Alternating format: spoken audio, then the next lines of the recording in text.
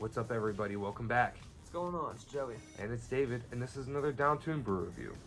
Yep, today we're doing a stout that got me into stouts, really. I think it's my favorite stout I have ever had, but I've had a lot since then, so Nice. I feel like it's due a re-rate.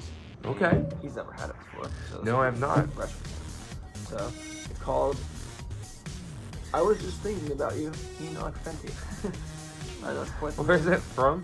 Tired Hands out of Ardmore, PA. Ooh, I don't think have we reviewed a Tired Hands before? I mean, we've had Tired Hands milkshake IPAs, but I don't know if we've ever really. One of the first ones we ever did was like a peach chamomile Yes, milkshake. yes. I was like, Camel meal. I made fun of that name because it's stupid. All right. Well, the description on this is really long, so I'm just gonna say what's in it.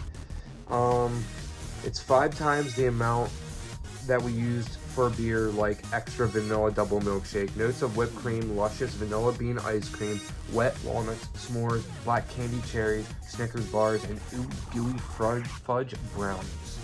That sounds really good. It is 11% ABV, and it looks thick as heck. Holy, pouring out. It's a little beefy. So, one thing about stouts, if you're not familiar with them, is they are kind of pungy on when they're cold, but as they warm up, the flavors start to like open up more, and the stout actually becomes like, I don't want to say like more tolerable to drink, but better to drink. Yeah, so we're not gonna rate this one super fast. We're just gonna go with it, let it warm up a little bit as we drink it, and just talk about how we feel about it. So, Okay. So just to start, color, stout. It's nice and dark. Typical, right? It kind of has like a brownish tint to it. Not really a head. And that could have to do with how cold it is. Yeah. Smells like a stout to me. It kind of has like a roasty, almost coffee smell to it. Mm-hmm. Okay. Yeah, but It smells. Yeah, it does. It smells like it's a typical stout. I don't believe it's a typical stout, but that's how it smells. I'm really interested to try a stout from Tired Hands only because like this is what Tired Hands is good at is their milkshake IPAs. Yeah. So like to have something like this from them that I've never had before, I'm really interested to see how they do with a stout. And if he's saying it's one of the best that he's ever had for stouts. Yeah, this is back in 2019 when I had it for the first time, so it's been a couple years. But not too long. Yeah, I mean, trust me, like, I really got into beer around then, so, I mean, it's been a while, so maybe my taste buds have evolved a little bit, but from what I remember, it was still really good. Let's go in for a cold taste.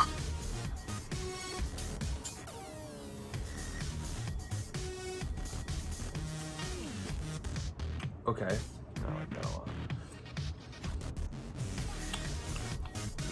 Definitely tastes like s'mores, like that roasted marshmallow chocolate, Yeah, so it's nice and malty, but Yeah. like it's still smooth and sweet at the same time. Yeah, it's not like overbearing like some stouts that we've had before.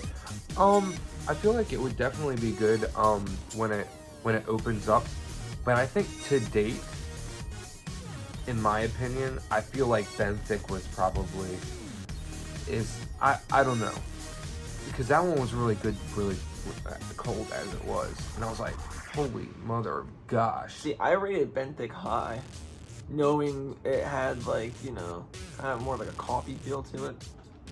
This one, I don't think it really has much of a coffee feel to it. No, And I think that's why I like it so much, because it fits my preference a lot. And, I mean, I just kind of get tired of, that generic, typical .jpg stout that says, hey, I'm going to taste kind of like coffee. This one doesn't really do that. I think that's why I like it so much.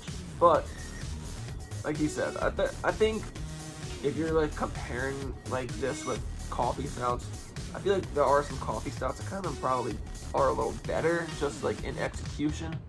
But, like I said, if you're not a big coffee drinker, I think this stout would definitely be better for you. Yeah, because they also have like milk stouts too, and we've had like a couple of milk stouts before. Maybe not necessarily review them on here. This is just an imperial, right? Imperial double.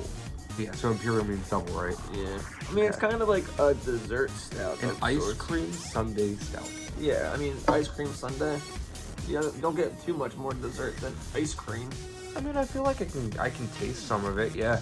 Yeah, I mean, what, like it says whipped cream, luscious vanilla bean, wet walnut s'mores, black candy cherries, Snicker bars, gooey, fudge brownie. Fudge brownie. Yeah, I mean, these are some notes that they say they're going for, and it's time for another taste. Let's give it another go. Okay. As it, like, you know, kind of warms up.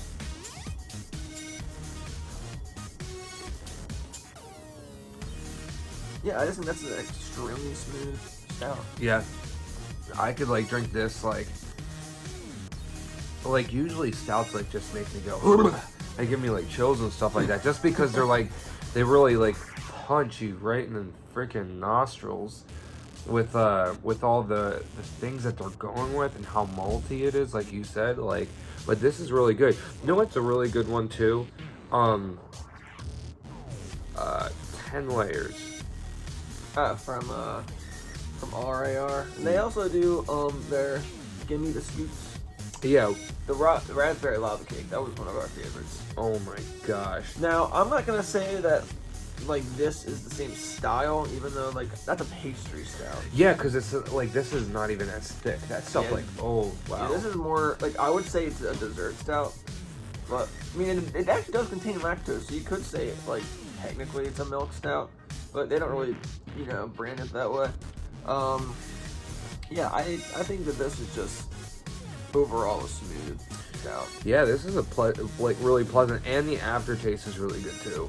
Yeah, I love this one. So I'm gonna go ahead and take one more sip, and then we'll get to the ratings. Okay. Let this If you're sticking with us, thank you so far, because we don't usually take this long for a single beer.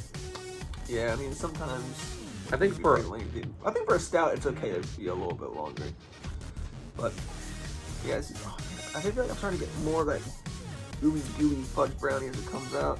Just a little bit. It's definitely more chocolatey than it is coffee.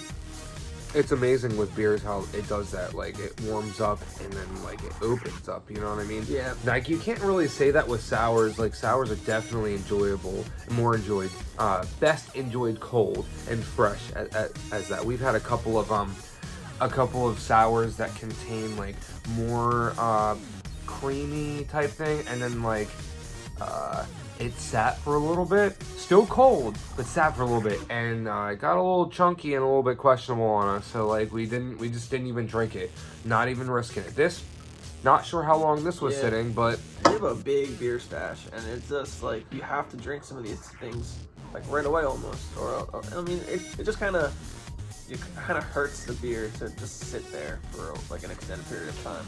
But anyway, back to ratings. This one. We're gonna get through the ratings pretty quick because I already know what I'm gonna say. I gave this a 5 back in like 2019 when I first had it, and I don't think my rating's gonna change on this one. I love this beer so much. 5. wow, nice. Okay.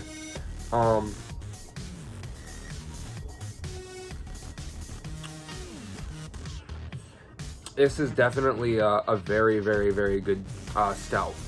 I haven't had a stout in a while that I can like just like chill and drink this and just be like, we're just having a normal conversation. 4.75.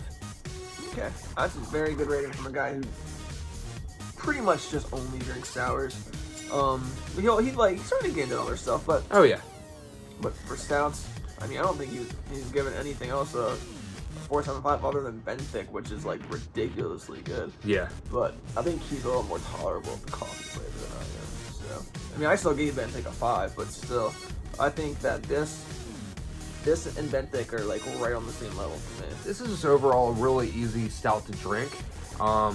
I mean, if they ever redo this one, get your hands on it. And I don't know if they're ever going to do that. I can't. I'm not sure if this was a small batch or whatever, but like. Yeah, I haven't really seen much from Tire Hands too much recently. The hype hasn't really been around them as much.